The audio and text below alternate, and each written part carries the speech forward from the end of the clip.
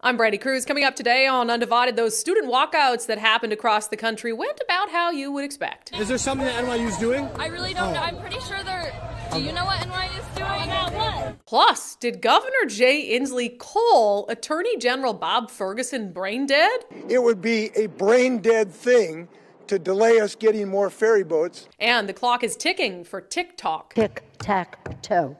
A winner. That and more coming up today on Undivided. Remember, you can support our show for just $5 a month by signing up at undividedpod.com.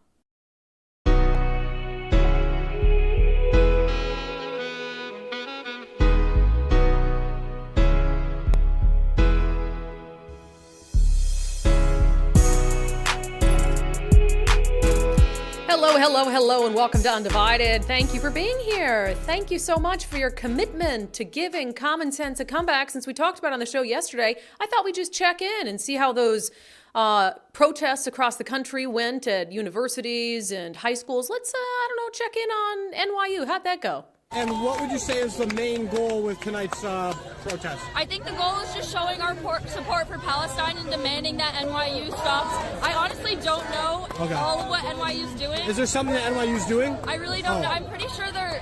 Do you know what NYU's doing? About what? About Israel. Why are we protesting here? Palestine will be free! I wish I was more educated. I'm not either. Oh. I came from Columbia. I was there up at Columbia and we came down. They said NYU students needed our support. So I came down. I heard there's lots of cops. Some people were saying it was getting dangerous. I wish you were more educated too. I love how it's like, oh, we just heard that students needed our support, so support for anti-Semitism. And you're just like, yeah, I'll be there. No questions asked. I don't need to know anything. I also love the kind of cojones to be like, that's not the word I'm looking for. It's the, totally, like, no, not in touch with, what is the word I'm looking for? The bravery, the false sense of bravery to stand in front of a camera at a protest that you admittedly don't know anything about and you're not even sure why you're there or what the school is doing. If that were the case, wouldn't you, and somebody came up to you and was like, do you want to be on camera? Wouldn't you be like, nah, no, thank you. No, she'd be like, that's all they false want. sense of confidence. Mm-hmm. Definitely a false sense of confidence. So that's what was happening at NYU. And look, we know that, I'll just be frank. Before October 7th, I knew generally speaking what was happening between Israel and Palestinians and Gaza and Hamas. But did I feel like I was informed enough about it pre-October 7th to be on here, talking to you guys about it? Do I sit here and talk about the history of relations over the last 40 to 70 years between those two areas? No, of course not. And I would never pretend that I would. But I feel like we've known with all these protests that only a small fraction of the people in the crowd know what they're talking about, like could point out Israel on a map. So let's see. This is from Cairo Radio. We knew there were across the state of Washington some schools that were going to have some student walkouts. Western Washington students walk out against Israel-Hamas war. I love how this is. The time was around 10:50 a.m. That's when students at West Seattle High School walked out of school. Around 100 pro-Palestinian students demonstrated against the Israel-Hamas war. Similar student-organized demonstrations were held all over Western Washington and around the country at high schools, colleges, and universities. The students demanded an end to aid for Israel. They held signs saying, "Genocide is never justified." Along the way, students stopped to protest outside of McDonald's and a Starbucks. They called the two international companies complicit in genocide in Gaza. Yes, in case you weren't aware, McDonald's complicit in genocide. They chanted, "You're supporting genocide, McDonald's, you can't hide." Then at Starbucks, they chanted, "Free, free, free Palestine," which I think they choose Starbucks just because Howard Schultz is Jewish, which means they're just targeting a Jewish-owned business. I can't really think of any other legitimate reason, and they can't either because they don't know what they're doing. I don't think they actually have a reason. I don't either.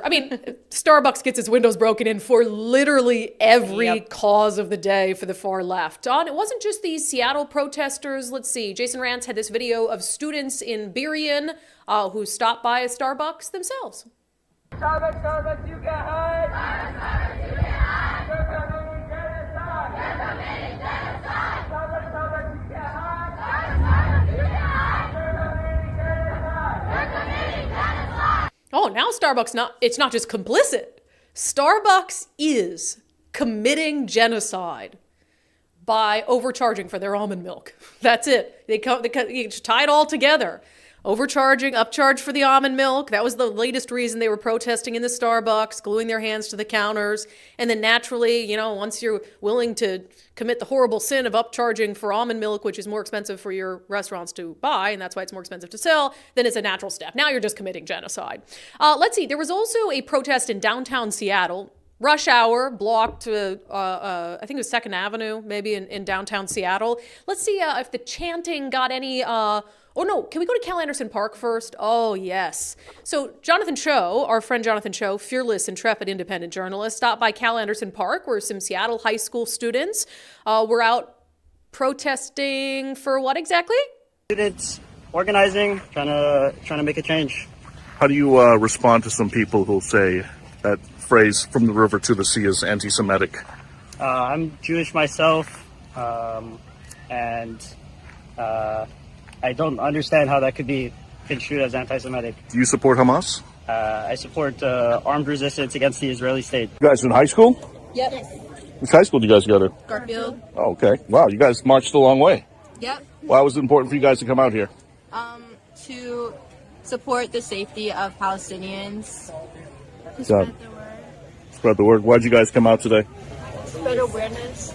Awareness of what? Awareness of what's happening in Palestine.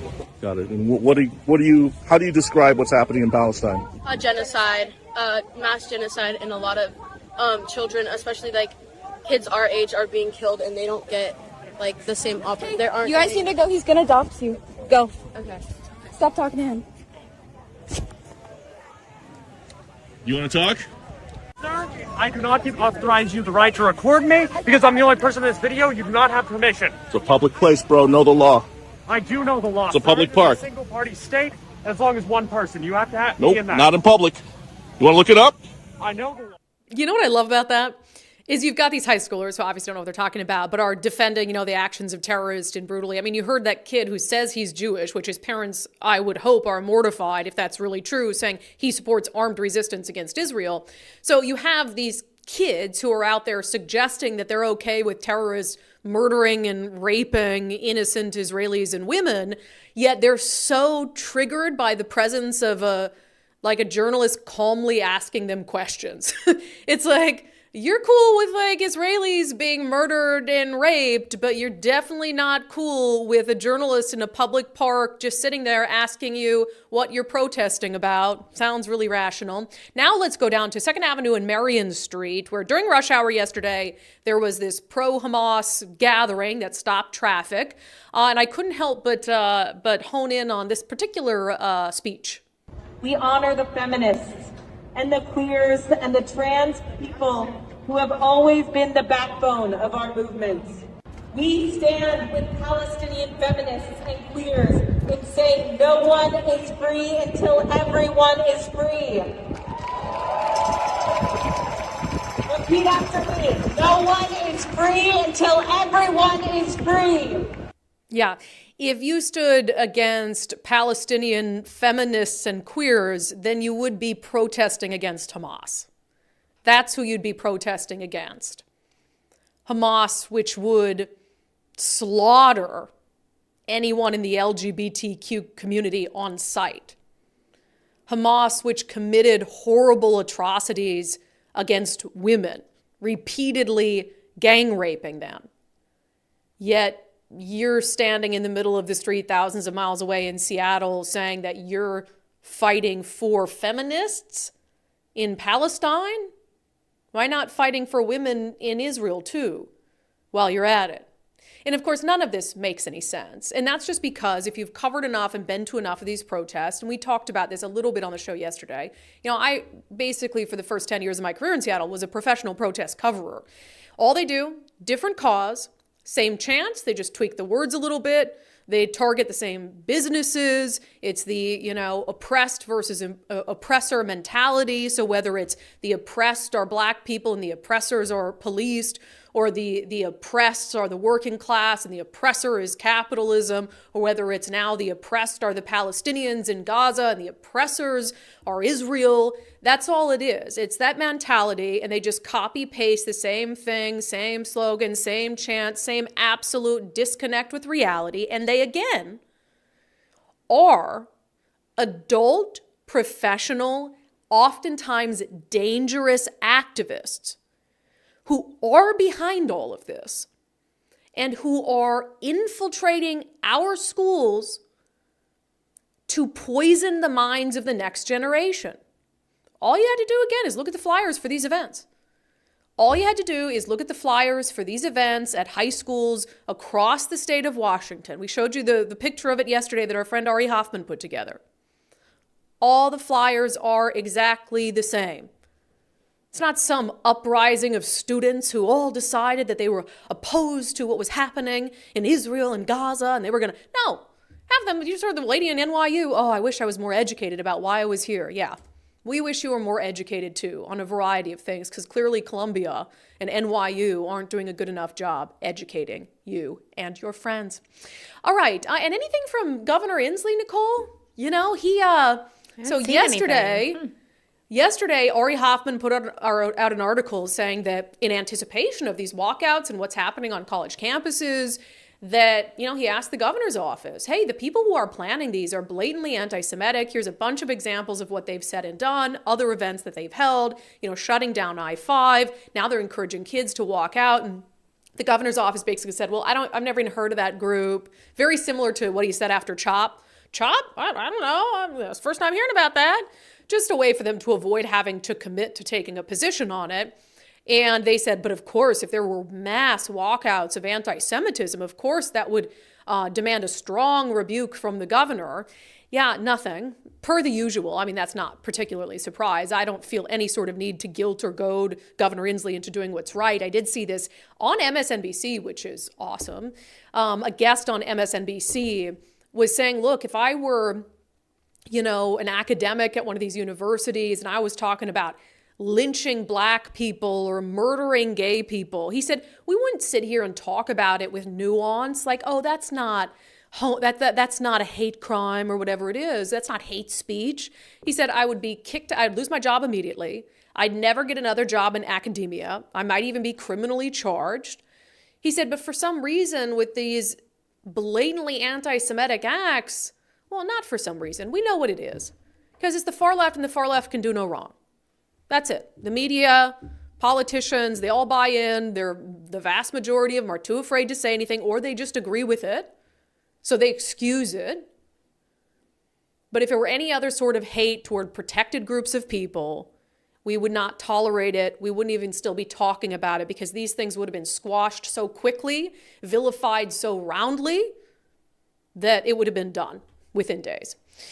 All right, this might be my favorite story of the year. Love it, love it. So Jay Inslee, as you know, our ferry system is in shambles. I mean, which is crazy when you think about it, that it doesn't get more attention, because people absolutely need the ferries to get off of islands. We have one of the largest ferry systems in the country. Is it second largest or third largest? I know New York State is first. And it's really critical for people who are living out on the islands who rely on that for day-to-day commuting. And so when you, especially during the pandemic, this started to ramp up, we had all these canceled runs. I mean, if you were going to go somewhere and you showed up and it's 3 or 4 hours to wait for a ferry, I mean, that's crazy. And so, you know, then the governor made it worse, because he fired, can't have ferry workers who refuse to get the vaccine. You're gone. And then it's like, oh, hey, we had to cancel a run because we don't have enough workers to man the ferries. Gosh, you think? Man, I wonder what we could have done to prevent that. So anyway, and while all that's happening, the governor is dead set on electrification of ferries. You know him, he's the climate governor and the CCA, and the money you're paying at the gas pump going to the governor's dream of having an all-electric ferry fleet. The problem is it's taking forever. We need more ferries now. We need more ferries now. We are in a crisis situation with our... It's like having bridges out. That's the best comparison I can make. It is like having bridges out across Washington where people cannot get from point A to point B. And we're not treating it with that level of urgency, which I would hope the governor would know, because he lives on Bainbridge Island. But you better be sure that the governor's ferry run, that ferry's going to run for the governor. So anyway, really quick, just to be factual, the Washington State Ferry System is the largest operating public ferry system in the U.S. It's not New York? No. I swear to God. No. Where are you seeing that? I knew Is that, on but I Governor looked it Inslee's up website? to make sure. No, Washington State Department of Transportation. I thought it was number 2. Way to interrupt my story, Nicole, Sorry. with your facts. Facts. Keep your facts out of Keeping here. it factual. Well, it's not going to be number 1 for long because it barely functions, okay? So anyway, it was Earth Day yesterday, and the governor came out and he was asked about the fact that some people believe that we need to just go ahead and gear up some new diesel ferries so we can get this situation under control and not rely on his pipe dream of ferry electrification. And the governor was pretty mad at that suggestion. We are electrifying our ferry fleet. So you won't have to have that smoke coming out of our diesel-powered ferries that are creating climate change gases. We're getting electric ferries that are quiet, that are vibration-free, that don't pollute the beautiful air of Puget Sound. And we are not going backwards. And to anyone with a pad, a notepad, and a pencil right now, I hope they'll pay attention to what I'm just going to say. There are those who want to abandon this electrification of our ferry fleet, and they are wrong. Some of these folks want to just swap back to old diesel technology, the last century technology. We are not going backwards. I'll tell you why. Number one, it's dirty and it's a nasty old technology. But second, I want to make this really clear. If we abandon this effort to electrify our ferry fleets and want to go back to try to build diesel boats, it will delay, repeat, it will delay our ability to get boats on the water by at least a year, because we'd have to start the whole process over again. It would be a brain-dead thing to delay us getting more ferry boats at the same time we stop using a new technology that is ready for prime time. You heard it. It would be a brain-dead thing. Diesel, he said, it's nasty. It's dirty. Going back to diesel would be brain-dead. What kind of brain-dead moron wants to go back to diesel ferries? Bob Ferguson. Oh, it's good. It's good. Yeah, Jay Inslee calling Bob Ferguson, among others, brain dead. So the timeline of events here is interesting, and it's going to be noteworthy. So April 19th, the Seattle Times runs an op-ed. The headline, Washington's next governor should order 2 diesel ferries to keep the fleet afloat. So this is the opinion of the Seattle Times. It says, Washington State's iconic and once vaunted ferry system is in crisis thanks to feckless leadership over years, which ignored the need for planning and investment to replace increasingly rickety boats. The only responsible way out is a new governor. Governor Jay Inslee has remained a hard no on anything short of hybrid propulsion for future vessels. The new delayed class of diesel plus battery ferries Inslee and the legislature pursued won't launch until at least 2028. Meanwhile, ferry riders languish. The good news is, the Times writes, that all 4 of the leading candidates to replace Inslee, who is retiring, are ready to buy traditional diesel boats, if only to help stabilize what is a broken system. Ferries leaders say they need 16 new vessels by 2040 to return to former service levels on all routes. Democratic gubernatorial candidate Bob Ferguson was the last to signal he's willing to build 2 traditional diesel-powered vessels if it would hasten resolving the vessel shortage. The leading Republican candidate, former U.S. Rep. Dave Reichert, landed some well-timed licks on Ferguson over his position, pointing out Republican lawmakers pleaded with controlling Democrats to build the diesel boats during this year's legislative session. Touché, Reichert, they wrote, but it's a position Ferguson found better late than never. So that comes out on the 19th. Again, dinging the governor, calling him feckless, which I love because it's using the governor's own word against him. Remember, he called leaders feckless for not wanting homelessness housing? So love it. Love the editorial board. We get along fine. That's fine. You guys do a good job. Your newsroom, not so much. But feckless is an excellent choice of words. And then they point out that, hey, all of the candidates currently in the race for governor, Semi Bird, Mark Mullet, Dave Reichert, and Bob Ferguson, would support the idea of fast-tracking some diesel ferries to help us out of this crisis. And then fast forward, it's Monday on Earth Day. So 3 days after that, the governor comes out and said that's a brain-dead idea.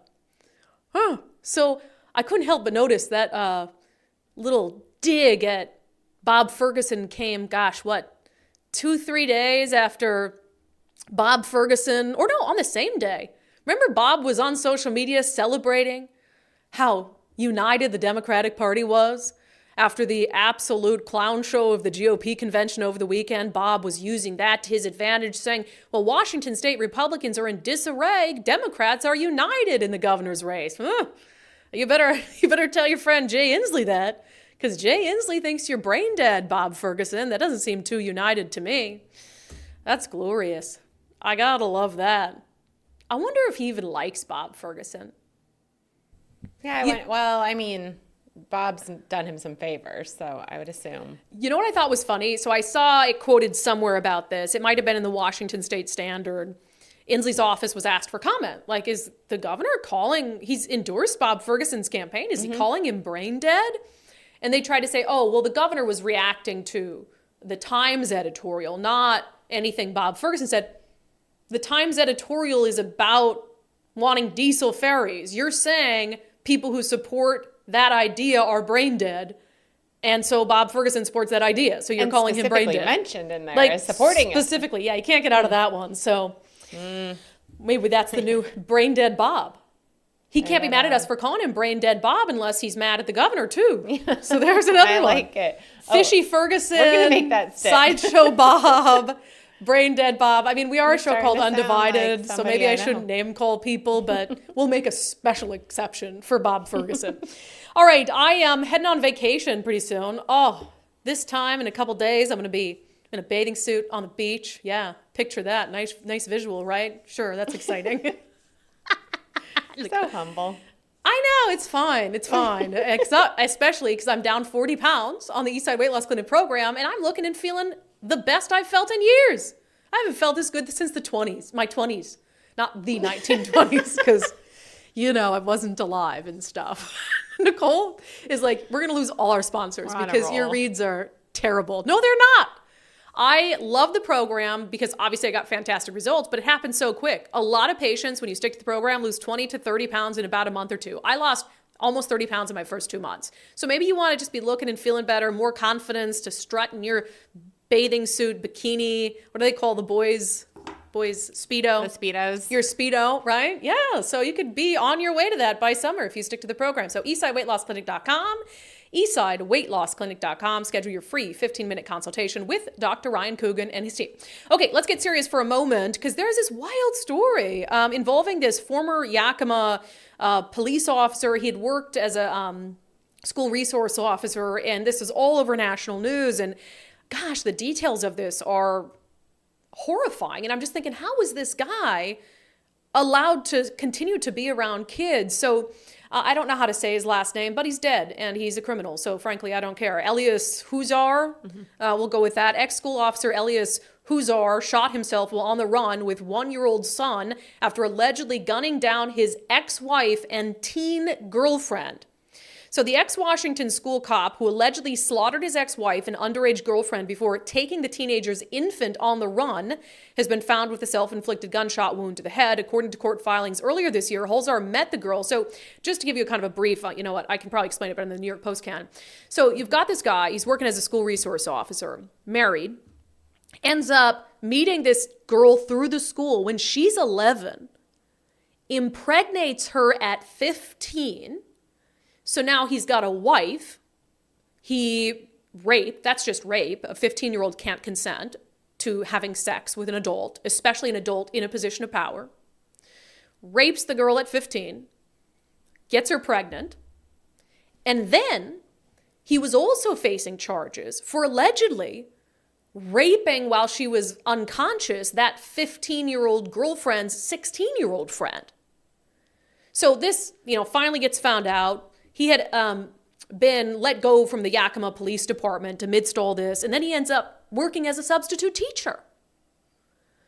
So then everybody's finding out, he impregnated a 15-year-old, accused of raping her 16-year-old friend. He decides the baby's one. This is 2 years since he impregnated a 15-year-old. Right. She was 11 when they met. Yeah. What is he doing out?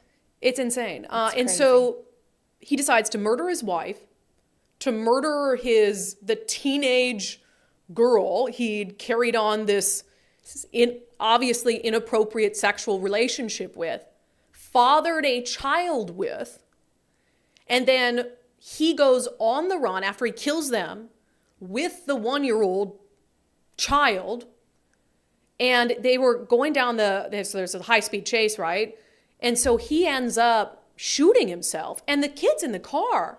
And there's these, can you pull that New York Post story back up? He also shot the wife, the ex-wife, was in front of his son. He shot her in front of his son. In front of his son. And just horrifying. I mean, insane. And there was this, though, I got to just say, for these police officers who were chasing this guy, there's this photo of them taking the 1-year-old out in the car seat, like away from this crazy scene. So not only was he in this chase with police, shot himself, this 1-year-old little baby is in the back seat. Can you imagine what these officers go through? I mean, this is horrible all the way around. This is one of the reasons I get so mad at the anti-cop crowd.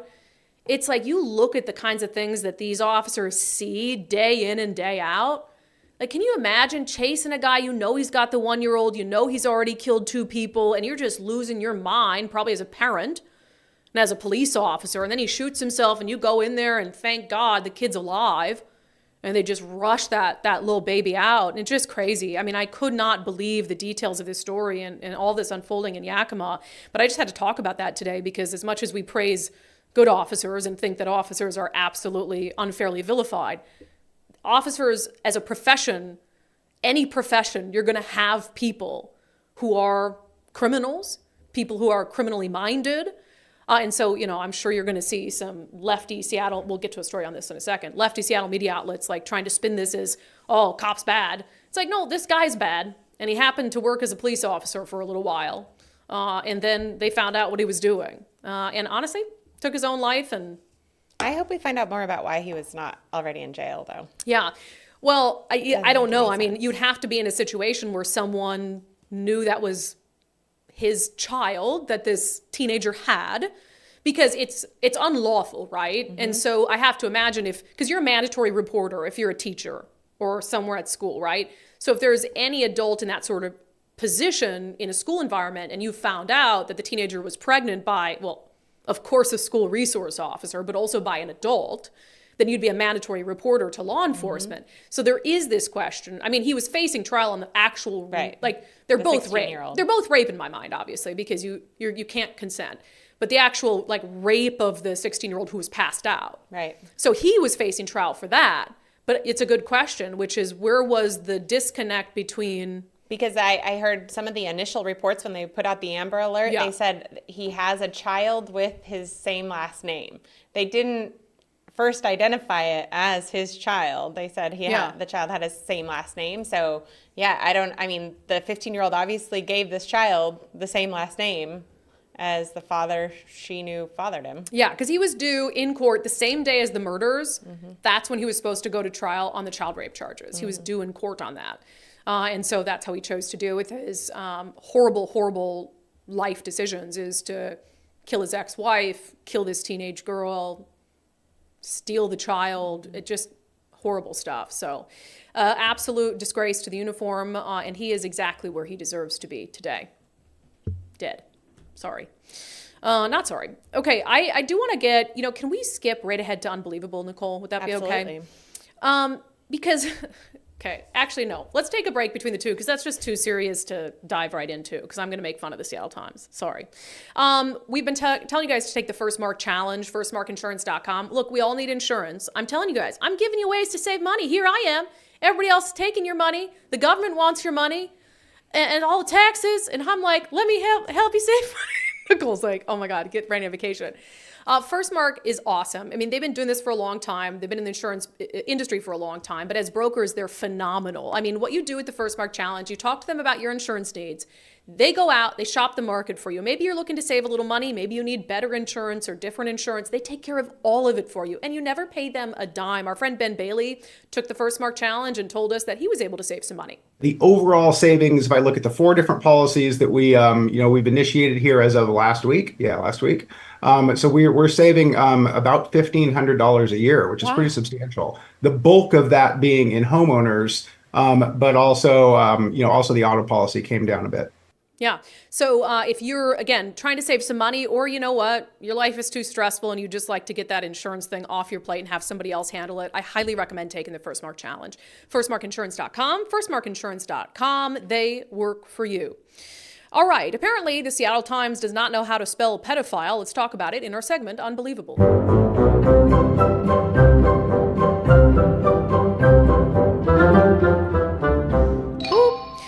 All right, I want to set up this story by playing a video for you, and I'm just going to warn you that it's graphic because it does show the Seattle Police Department shooting and killing a suspect who showed up to a hotel room and was there under the premise that he was going to be able to have sex with a 7-year-old and an 11-year-old.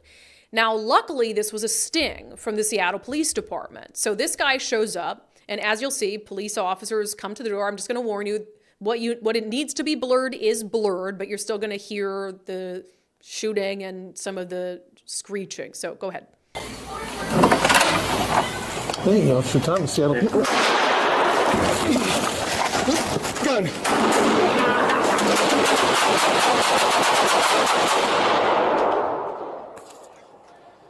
Shots fired. Shots fired. Suspect down. Help the officer. So one of the officers was grazed, and basically the guy, it's hard to tell what he was doing. I mean, it looks like maybe he suspected it might be a sting, so he reaches in to pull out a gun, and the gun, either he shoots it or tries to shoot himself or tries to shoot the officers or whatever it is, and then the officers just waste the guy. So most people, I mean, I made a joke on Twitter, oh, only a matter of time before the activists take up his cause, like police killed a guy. Yeah, it was a pedophile who showed up to rape a 7-year-old and an 11-year-old and drew a gun on the police, and one of them was grazed with a bullet. So I was like, you know, that's pretty cut and dry to me. Well, not to the Seattle Times, apparently. Their front page headline tells us a little more about this guy that showed up. Man fatally shot by Seattle police was a retired Navy doctor. Wow. If you just read that and you weren't aware of any other aspect of the story, hadn't seen the video circulating on social media, man, Seattle police just shoot anybody these days. Seattle police just shooting a retired Navy doctor. Don't you think somewhere in there it should say, like, alleged pedophile, guy who showed up to have sex with minors? Why is it retired Navy doctor that you choose to use? It's really shocking to me. Now, they do get to, in the story, the details, but it's the third paragraph down. And again, when you actually click on the story, retired Navy doctor identified as man shot by police in Tukwila Hotel. I'll just read the first 3 paragraphs. The man fatally shot by Seattle police officers at a Tukwila Hotel last week was a retired U.S. Navy physician who is tied to an address in Haynesville, Kitsap County, records show. Bruce Koval-Menele, 67, was identified Tuesday by the King County Medical Examiner's Office, which determined he died from multiple gunshot wounds and ruled his death a homicide. First of all, just those 2 first paragraphs. I mean, I did the journalism school. Like, I went to college for journalism, not that I think you necessarily have to do that. Like, the structure of this makes no sense to me. And Sarah Jean Green, who wrote it, said actually really good, exceptional journalist. So I'm kind of confused by this. I don't know if this is like editors being like, bury the pedophile thing. Hey, put the pedophile thing in the third graph. Because then it gets to the third graph. The Seattle Police Department is the lead agency for the statewide Internet Crimes Against Children Task Force. Task Force members were conducting a sting operation at the Doubletree Hotel in Tukwila to arrest a suspect who thought he was going to meet 2 young girls, ages 7 and 11, in a hotel room, according to SPD. Police also posted video footage from 3 officers' body-worn cameras of the shooting. Like, don't you think your first line would be, the man fatally shot by Seattle police while coming to a hotel to have sex with what he believed to be children was a retired Navy doctor? I don't mind the Navy doctor thing. Right. But that is so secondary to the facts and circumstances of what he was doing. It is so nonsensical to me. And also, I don't know that a lot of people would read on, like, oh, police shot a Navy doctor. Like, that sounds okay. Mm-hmm. I'm not going to find out he's a pedophile. But they're very good at labeling SPD, not cops or team pedophile. It's all police hate. Like, anytime police use their guns, it's like, oh, it's more about what the police did than why they did it or who they did it to. When to me, it's like why they did it is the main thing. Police have the power to make decisions of life or death. I understand that's a tremendous power. But even if they were questioned, I mean, there's the video out there. You see exactly what happens. SPD put it out there proactively. They were very transparent about it. Again, that video came out from SPD before people asked about it. Guy pulls a gun. He was there to have sex with a 7-year-old and 11-year-old who, thank God, were fictional. And somebody asked me if that's entrapment. No, it's not entrapment unless you're like, you are presenting them with the ideas for what to do in the circumstances. Does that make sense? Like you have to. So I actually did a story when I was at Fox 13, an in-depth series with the Internet Crimes Against Children Task Force. And it's horrible. I mean, these detectives, I don't even know how they sleep at night because the things they have to do and see are absolutely disgusting. And I mean, having to pose as little children, as teenagers, and have these sick adult men responding back to them with grotesque sexual stuff, thinking they're talking to teens. I mean, it's insane. But they have to allow them to sort of lead the way and lead and direct the conversation. So they can't pose as a 11-year-old, or maybe in this case, a parent who says they're willing to let this guy sleep with their children for money, which does happen, unfortunately.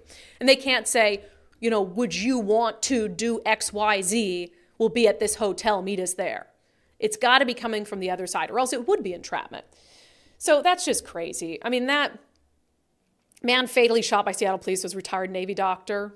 I think the fact that he was a doctor is significant because you don't know. Maybe he's got other patients or something where there are other allegations we suspect of child abuse, but it's secondary to what happened. Sorry, I have something in my throat. It's lodged in there. I might need a water break, Nicole. Hold on. My cup's empty. It's a real struggle. I really have something in my throat right now. All right. Before we get to some national news. I don't know how to help you, really. Can you give me some water? I can't get up. What am I going to do? Because I would have to step in front of the camera. Somebody, will you get me water? Look, I'm crying. This is what I get for sitting down with a mostly empty cup. Anyway, so if you're thinking about selling your home in 2024, the very best thing you can do is get a head start. We don't know what the Fed's going to do with interest rates. It seemed pretty clear at the beginning of the year. They said they were going to drop interest rates. Hasn't happened. Who knows if it will, but you want to be ready to take advantage of that rush to the market when it does happen. So Wes Jones with sellwithwes.com says that, if you've got your home ready and you go through some of the steps that they have to offer, they and their team at sellwithwes.com, then you're going to be really well positioned. If they drop interest rates, that's going to be a nice little rush, right? It is. Yeah. It is. I mean, we're having a rush right now, and when rates drop, assuming that they do, it's going to pick up, even more. And if you want to take advantage of that, it's probably a great time to start that conversation right now. Whether you want to sell later in the spring, sometime in the summer, or even the fall. If you want to sell in 2024, we're here to start a conversation with you. Yeah, so go to sellwithwes.com, sellwithwes.com. Start by using their home value calculator. It's totally free just to see how much your home is worth.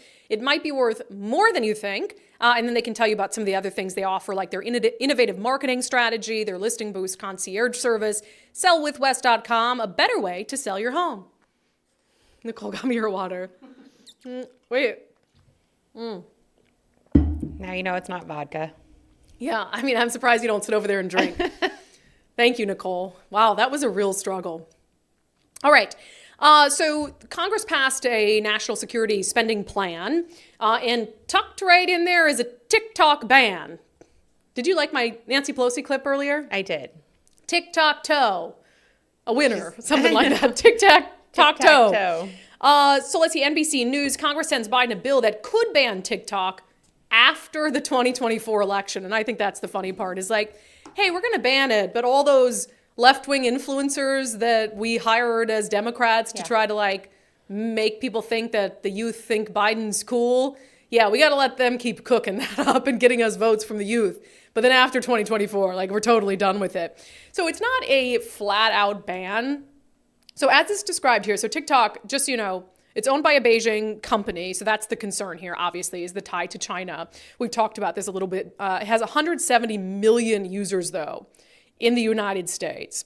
And so what this would do is it would say that the parent company of TikTok, ByteDance, would have to sell it or face a nationwide prohibition in the United States. They have 9 months to do that. You either sell it to an entity that is not Chinese controlled or Chinese owned, or it's going to face a full ban in the United States in 9 months. And apparently there's something built into the law that says that Biden, the president, or whoever the president is at that time, well, it might not be Biden, it might be somebody else. They could extend it but only by 90 days. So I did ask you guys in our daily subscribers show poll whether you think that's a good idea. I'm really torn on this TikTok issue. I mean, I get it. Like, China is a threat to the United States. And to think that China is just operating, totally innocently, TikTok, not trying to influence the minds of our youth or anything like that, not trying to steal our data and our information, I think that's just ridiculous. But there's this question of, if you allow the government to ban one social media platform, what's stopping them from taking further action? I mean, look how much they hate Elon Musk. What's stopping them from saying, and Elon Musk can't own X? So it just freaks me out when you're talking about a platform where people are able to create speech, disseminate speech. A lot of people make a livelihood on TikTok. I mean, for better or worse, that is some people's source of income that they built up over time. And I just think, as someone who is kind of an influencer, I mean, we make most of our revenue to do this show from you, but we don't make it from like views on, I don't even have a TikTok, so just start there. But I know how scary the proposition is of like being deplatformed from YouTube, being deplatformed from Facebook. I mean, it's a very real concern we have constantly, where we're trying to monitor our content and don't do anything that flies in the face of rules. So to lose a platform that you've built up overnight, that's just devastating for really anyone, whether it's a business or not. But there are national security concerns. So this is a pretty split poll on locals. Right now on Patreon, 77% are saying yes. I said, do you believe TikTok should be banned in the US if it remains under Chinese ownership? Liz R says, I think TikTok displays the worst in humanity, but banning it is a slippery slope. Joel Locke says, I know some argue that it's a freedom issue, but China is our enemy and we cannot give them control over our children. Dave Keller, people disclose more about their lives and patterns of living than they realize. 100%. I mean, how many times have we all had friends or older family members who do those Facebook challenges? Where it's like, here's 20 questions. Post all your answers and then encourage your friends to do it too. And it's basically just people farming for information about you so they can steal your identity. Rachel Nelson, TikTok in China is totally different than in the US. China hates the US and will do anything to harm us and our children. TikTok in China is all educational and not the ridiculous crap you see on the US version. And China has admitted that they do this purposefully. We have to open our eyes. In my opinion, the CCP owns many politicians. Just follow the money. And yeah, again, I enter this, my opinion on this, totally open to the realization that China obviously has a nefarious intent. And look, if somebody wants to buy it, if they have a willing buyer that's not Chinese owned, then fine. I'm just not sure that I support banning it entirely in the United States if that doesn't happen. I really struggle with that. On X, CTAC says, if you allow the government to ban one application, you open the door and set precedent where they can find another reason to ban others. Not a fan of TikTok and its effects on society, but that precedent risks far worse. And TikTok is not the only social media platform that is an absolute, horrible bane on our existence. I mean, X is terrible. X puts me in a mental health crisis at least once a month. Facebook is a little bit better because I think people tend to use their real name on Facebook and maybe aren't quite as unhinged. Instagram is relatively okay, but you still have wild stuff and you can get into the death scrolling and that has societal implications. So I think if you ban TikTok because, it has a tie to China, then what else do you ban for what reason? And I do agree. I think it's slippery slope. That's just kind of where I'm at on the issue. Okay. Tic-tac, tick-tock, tic-tac-toe, a winner. according to Nancy Pelosi. I don't even know what she was trying to say there. Nicole, I'm heading to Florida. And it's interesting because Zach Abraham and I are just switching places because Zach Abraham with Bulwark Capital was on with us last week from Florida. He was there for a vacation. They were doing like the whole Disney, is it Disneyland or Disney World in Florida? World. Disney World. I've been to the one in California. Land, yes. Been a while though. He was there with his kids. They did some golfing. And I asked him, since he's a financial advisor and a money manager, why he thinks so many people decide to retire in Florida from places like Washington. It's the odd thing about Washington I try to explain to people.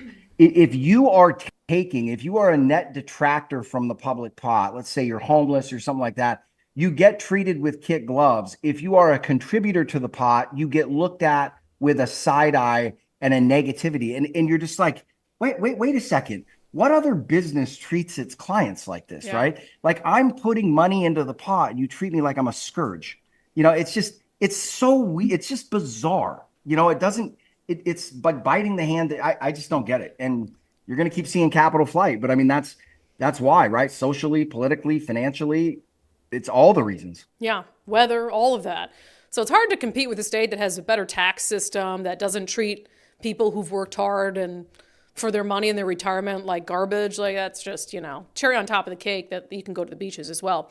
So if you are getting close to retirement, maybe you're considering, what do I do? How long is my money going to last? How far is it going to go? Would it be better if I retired somewhere besides Washington State? Zach Abraham and his team can answer all of those questions for you. I suggest having a free Know Your Risk portfolio review with Zach and his team at Bulwark Capital. This is what they specialize in. You only get one retirement.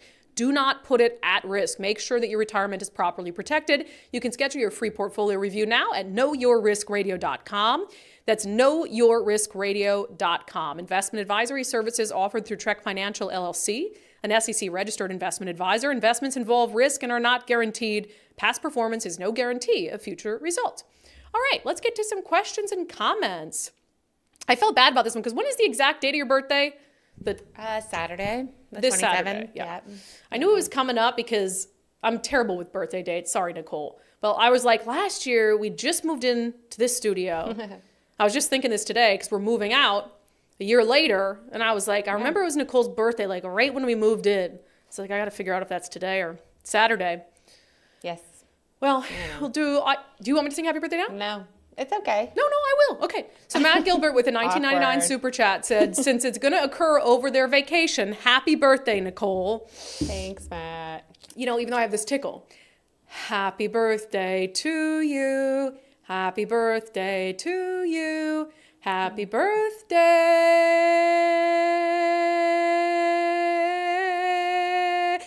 Dearest Nicole, happy birthday to you. Thank you. You're welcome. Thank you. Bill Biz with the $20. What are you going to be? 37? Yeah, something like that. Yeah, something like that. Let's go like Bill that. Biz with a $20 super chat. The forced sale of TikTok is not about spying. It's about control and restriction of social media content prior to the election, but it's not prior to the election, after the election. So prior to the next election. UW football fan, the student walkouts and protests are about the students and protesters getting attention and little to do with solving the conflict in Gaza. Yeah, I mean, they're protesting McDonald's. Protesting McDonald's. What was the chant? McDonald's, you can't lie. You're assisting genocide or something like that. Something like that. It's McDonald's, They're making crappy burgers and soggy fries. I think they're still in Russia. They're everywhere. Ridiculous. You know that McDonald's is kind of different in different countries? Have you ever been to McDonald's overseas? I was shocked when I went to a McDonald's in Tokyo. It's not the same at all. Not the same food and stuff. I know.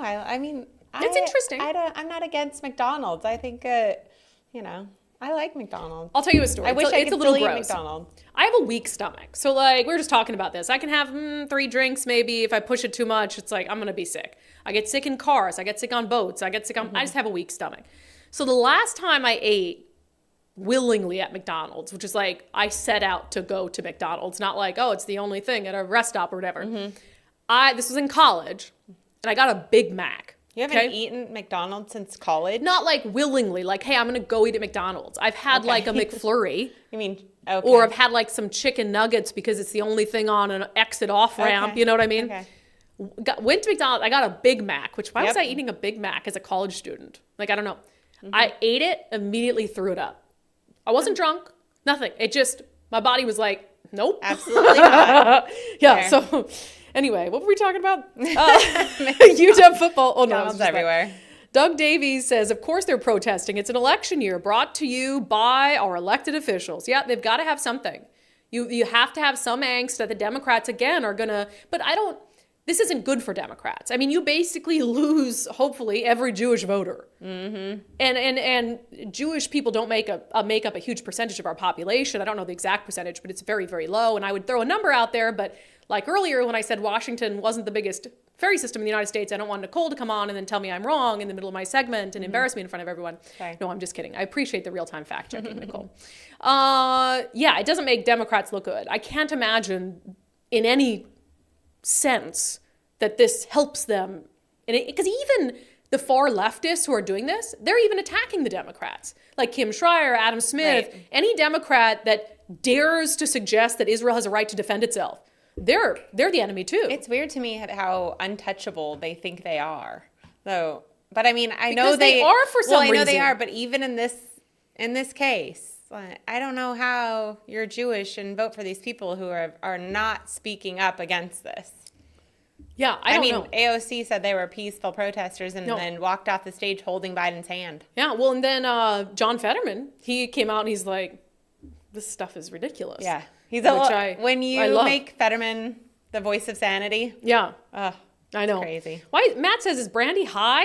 No, I'm not high. High on life. High on the excitement of being here with all of you. Am I high? High on a couple hours of sleep. What do you want? 6 shots of espresso. Okay, Ken Pearson says, I live in Spokane on the east side of the state. Please don't lump us in with the west side of the state, the dark side of the state. Yeah, there are a lot of big differences. And Oregon's the same way. California is the same way. California has some very sane areas. In fact, not this Sunday, the following Sunday, we're going to have a California sheriff on who's just about the most common sense voice I have heard in some time. I really, really enjoyed our conversation. Let's see. Old Sub Sailor with the $20 super chat for Nicole's raise. Who says she's getting a raise? They said I should get a raise because I gave you my water. Oh, yeah. Mm-hmm. I agree. Did this water cost money? The cool cup did. Let me ask you this. Did you get this water from the tap in the building I pay for? Brought it from home. Oh, okay. That's different. That's good. Oh, let me see. All right. 2 Ladies Midwest Adventure. Brandi, I love the relaxed day today. You look cozy. I knew somebody was going to say. And look at both of us are wearing sweatshirts today, which obviously it's moving day. It is. I wore it, but my mother will be so happy. This is my War Road, Minnesota War Road Warriors shirt. Yep. There it is. All my cousins live up there. My cousin it's kind of sad, but who passed away unexpectedly. He coached hockey up there, and I decided to get one of these sweatshirts while I was there for his funeral. And so, you know what? That was his team, right? Yep. Mm-hmm. Yeah. He coached the Warriors. So wearing it in his honor today. Yeah. Michael. All right. Krista M says, 2 ladies I noticed too, and I thought the same. Loving the comfy pre-vacation vibes. I mean, we still got, the hair and the makeup on point, but it's the beauty of a podcast and working for yourself. We can wear whatever we want. No dress code. Yeah. I mean, I think you're just going to show. I would not be surprised if you just showed up in your bikini on Monday. Yeah. I'll be like, I look good. Tanned and skinny. And ready to go. All right. How about we just get into our closing sanity check, shall we? And then we'll take you guys through what the next week is going to look like as we go on vacation, but also move into our new studio. But first, imagine this. A citizen of Western Washington on the news actually blaming criminals and thanking the police. It's true. It happened. It's our sanity check for today. So this clip comes to you from Como News. 2 14-year-old boys arrested for an armed robbery at a 7-Eleven. Neighbors, where the pursuit ended, had some praise for the Kent Police Department. That is the problem we have. How did they get the gun? Because they cannot be sold the gun. They need money. They think the gun can give them money easily. Now the big problem is, how do they get guns? The only thing that I really like this place is that the police are swift. These guys, they are well trained. May God bless them. May God bless them. These police, they're swift. They're well-trained. May God bless them. That has been your sanity check for today. As we wrap up today's episode of Undivided, let's talk about the next week, shall we? So our day's crazy today. We're wrapping up this live show. Immediately, all this is coming down. Lights off, cameras, this. We are moving into a bigger, more kind of permanent home for the podcast with more room for different sets and segments. We're super excited about it. It's been being transformed for a month. So we're doing that. We're going to be up all night. Daryl's going to be in, getting everything ready. Then we're going on vacation. Worst timed vacation ever. But we're not missing a single day of shows. Can you imagine that? Amidst all this chaos, because we love you and appreciate your support. So you will have your regular episodes of Sundays with Subscribers. We have a fantastic episode coming up on Sunday this week. I won't spoil it for you because tomorrow our show will not be live, but we will have a regular show at noon for you to tune along to just as usual. And then next week we have a special series of shows for you. Yes. Even better than the normal ones. Special series of shows. And they're really cool. They're really good. Great All these interviews are fun. Yeah, we had Jim Walsh in, taped a long conversation with him about the GOP convention. That's going to air on Monday. We have State Senator Mark Mullin, who's just loving the GOP dysfunction. We have Sheriff Derek Sanders in to talk about some of the public safety issues, but also the backlash he got for hiring that Tacoma police officer who was charged and acquitted of murder. We've got David with Gays Against Groomers, just about one of the best interviews, my favorite interviews we've ever done on the show. Man, Doctor, can I just do the Sunday show? I wasn't gonna. Dr. Naomi Wolf is our guest on Sundays with Subscribers. She was just on the Tucker Carlson podcast. She is awesome. She is so smart. We talk about the book she wrote and how she, got caught up in the whole backlash during the pandemic for just saying something that was, imagine that, factually true. So a lot coming up. We're not abandoning you. You'll still have all your regular shows. So we will see you back here on the show tomorrow at noon. In the meantime, if you have not signed up to support our efforts and our commitment to giving common sense to come back, you can do that. undividedpod.com. undividedpod.com. Just $5 a month. It's great. Okay. Nothing. It's nothing. It's something. It's meaningful. But worth it. 100% worth it. Okay, bye guys.